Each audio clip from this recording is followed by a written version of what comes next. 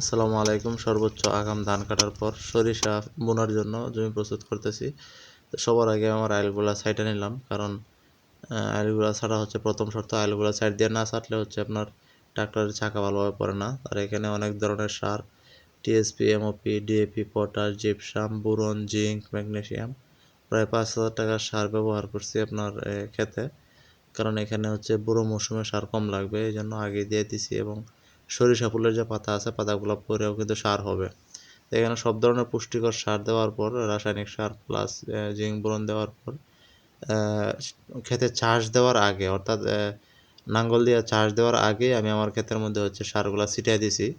তার কারণ হচ্ছে আপনার আগে ছিটিয়ে দেওয়ার কারণ হচ্ছে লাঙ্গল দিয়ে চাষ দেওয়ার সময় বা ট্রাক্টর দিয়ে চাষ দেওয়ার সময় সারগুলা সুন্দরভাবে মাটির ভিতরে গিয়া সুন্দরভাবে কাজ করবে আর কি, যেন সুন্দর করে মাটির সাথে মিশে যায়।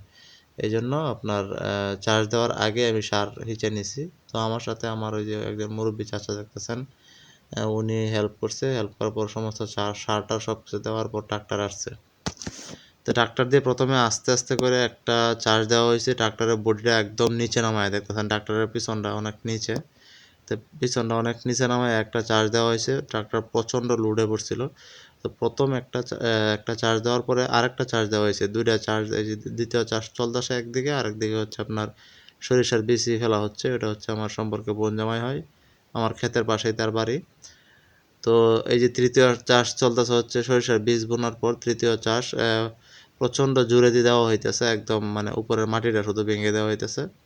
সরিষা বুনতে বুনতে একদম সন্ধ্যা মাগরিবের সময় হয়ে যায়। তো চাচা মাগরিবের নামাজ পড়ে নিছে। আমার শরীরে একটু অবস্থা খারাপ ছিল, যার কারণে আমি পড়ি নাই।